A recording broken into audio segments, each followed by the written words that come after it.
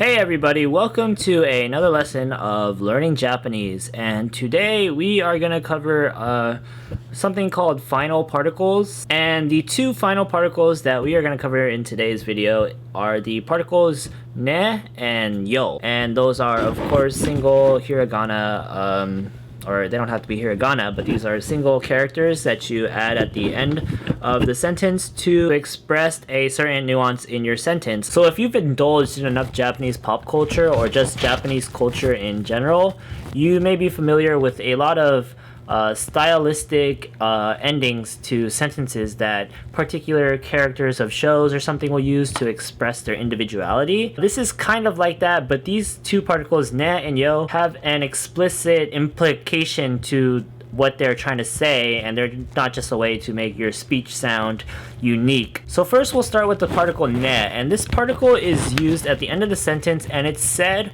with a rising intonation. Its common purpose is to kind of request a expression of agreement with what you just said yourself. Conversely, it can kind of express that you agree with what your conversational partner just said beforehand. So we're going to go through some pretty basic examples of using ne as a final particle.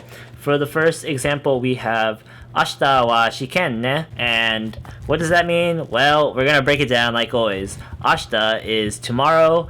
Wa is of course the topic marker that marks tomorrow as the topic, and shiken is test. Then the ne is the final particle that kind of requests that your partner acknowledges that yes, tomorrow is indeed a test. So what someone might respond to that is Soudesune. Then you can see how the ne in their sentence is an agreement to what you said beforehand. So we have a kind of representation of both of those nuances of ne. Another example we have for ne is probably one of the most commonly used phrases in the Japanese language, and that phrase is "Iidesune" or "ii ne," and as we know, it can kind of mean two things, in which you're kind of asking for your conversational partner to confirm that it is indeed "i," which means good, in case you haven't picked that up.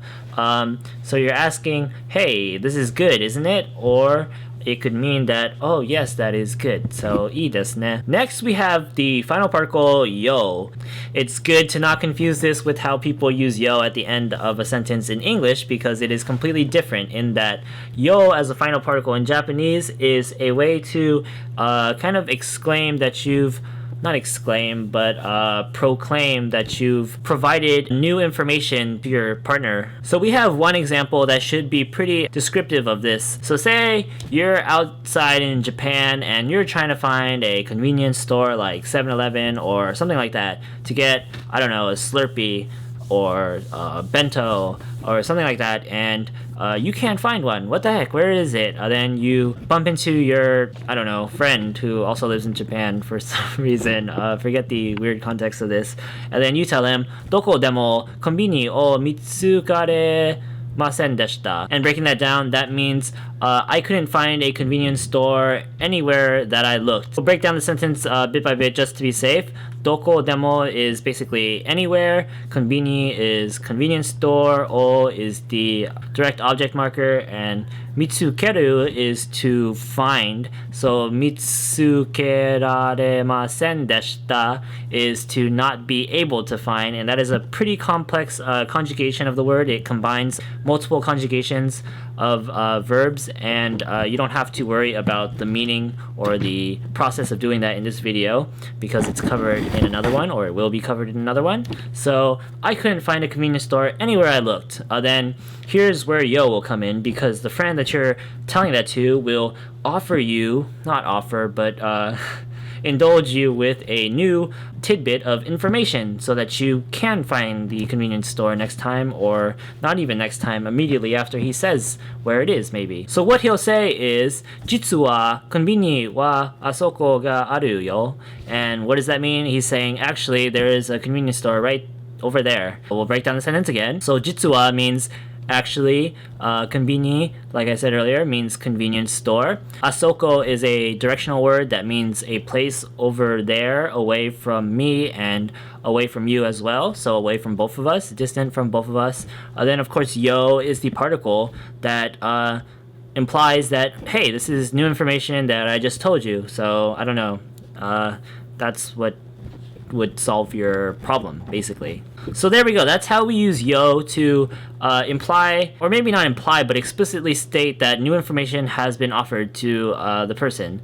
And there is a really important thing to know about yo is that it's used in formal speech more so than informal speech. But the thing about it is that if you use it too often, it may make you seem kind of assertive, like you're constantly giving your conversation partner things or information that he or she didn't know before, and you're kind of establishing this position of superiority over him as if you know things that they don't, to the extent that you have to keep telling them new things after every single sentence. So it's best to be careful when you're using this to people who you need to show a lot of respect for, because it may come off as impolite.